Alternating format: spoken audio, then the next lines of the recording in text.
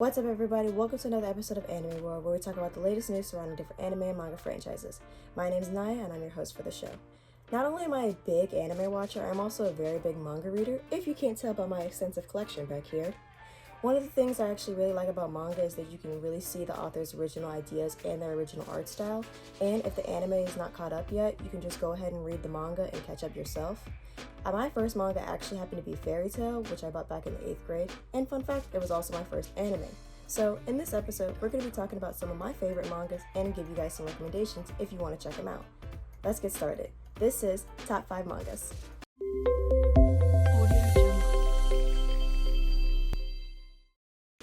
Number 5, Dictatorial Grimoire. I found this book by accident while browsing Barnes & Noble with a friend.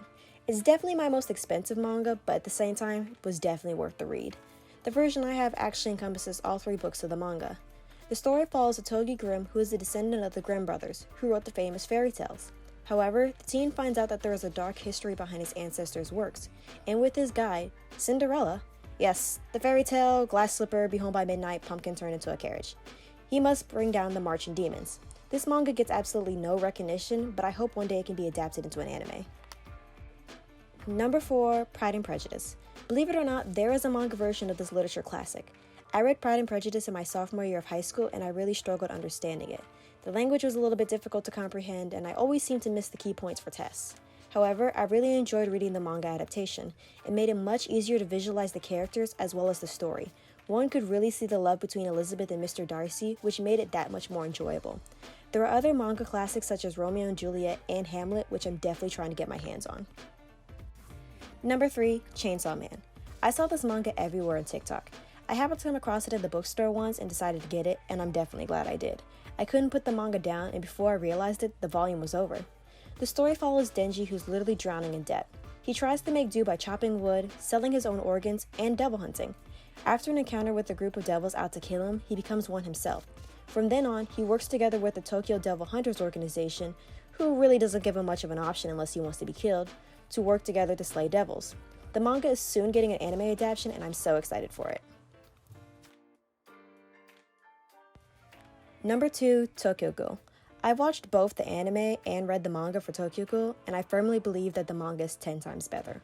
Although there are some scenes that are a little bit more graphic in the book, there is definitely more content, story, and character development than in the anime.